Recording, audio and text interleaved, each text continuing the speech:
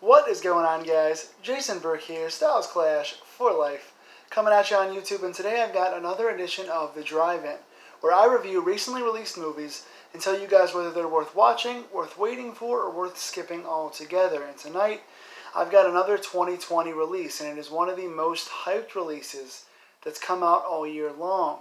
I'm talking about a Shudder original movie, and a lot of times when Shudder comes out with these original movies, the horror community gets talking and buzzing, so right away I was seeing reviews that I have to go watch this movie, So I did watch this movie, and by now you guys probably know that I'm talking about 2020's Host. Host is a pretty special movie because it was made during this quarantine. Apparently it was made during the COVID-19 coronavirus situation. All via webcam, all original footage, done during quarantine to make an original horror film, and I commend artists that are doing this. I myself have written scripts during quarantine. I know a lot of friends have written and filmed movies during quarantine and released them already. Whether you're local, whether you're national, whatever it is, I commend you to get together safely, socially distant, as safely as you possibly can, and make art in any way you can. So whatever original ways you can create and whatever unique ways you can find to make art during this tough time and provide an escape and use your creativity to keep yourself busy, I applaud that. So, 2020's Host was directed by Rob Savage, written by Savage, Jed Shepard, and Gemma Hurley, and starring Haley Bishop, Gemma Moore, Emma Louise Webb, Radina Arendova, and Caroline Ward. And it is the story of a girl who decides it's her turn to plan an event for her friends over Skype, so they all get together and decide to do a little seance. They want to summon the spirits.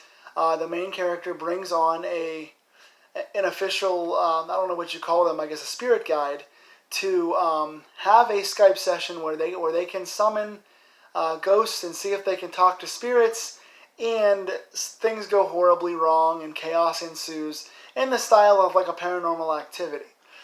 So all in all, again, first things first that I noticed is this was done all during quarantine, and all of the footage looked legitimate. I don't know if they did any kind of editing or anything to make it look real, but all the footage did look like it was an actual Zoom conversation. All the footage did even have those little moments of like audio dump outs and lag and stuff like that where the face turns and there's a little like a 3-second lag. It looked very much like all the footage was truly captured from people's camera phones, from their computer webcam or their camera phones doing a Zoom thing. So the authenticity of this was really there. Whether they did that with editing or did that in general, I think it looked really nice for the style it was going for. Also, the runtime. This movie knew that it wasn't going to be reinventing the wheel, so it did a nice svelte runtime. 56 minutes. 55 minutes plus credits. Very short runtime. Easy to want to watch over and over again. A fun romp to watch with your friends. Now, again, you're talking about people getting together over webcam. Has been done before. I really enjoyed the style of films that have done that, like Friend Request was one of them. Unfriended, there's a few Unfriended movies that I like. So when you do this kind of webcam thing right, you can really use the cameras and the individual backgrounds of the characters to create cool ghosts and stuff like that. They did a good job here, but of course we've seen stuff like that before. And obviously the whole paranormal ghost thing and summoning spirits, we've seen that before with Paranormal Activity, Conjuring, Insidious, the Unfriended movies. There's so many kind of things like this out there, the Ouija series, stuff like that. So this is not going to be a movie that's going to truly make you think too much. It's a standard, short, get together with your friends, have some drinks, and be marveled by the jump scares. A lot of this stuff is done with edits and lighting and camera movement because it's handheld cam, so you're going to get a lot of jump scares. It's going to rely very heavily on what some might consider cheap jump scares, but because there's a demonic presence in it, you kind of can forgive that a little bit. So again, this movie is not going to be super, reinventing the wheel or making you think too much. But again, I want to applaud Rob Savage for the directing and for the creativity of doing this during quarantine. And again, not only did he have a nice quick runtime and a well-paced movie, lots of scares in it, lots of jump scares, paced well, shot well, but also written pretty well. I mean, the basic background of this story, without spoiling anything, is this girl wants to get together with her friends, and she wants people to take the seance seriously. She wants people to treat the spirit guide and the event seriously. And of course they don't. They're kind of joking around about it. There's one character that makes up a story who pretends there's a ghost summoning her when she's just trying to scare her friends. And because of her disrespect, that's what causes this whole demonic situation to happen. That's what causes them to summon a bad demon, which each character has their own kind of individual background, and we see how the ghost can manipulate these backgrounds one by one.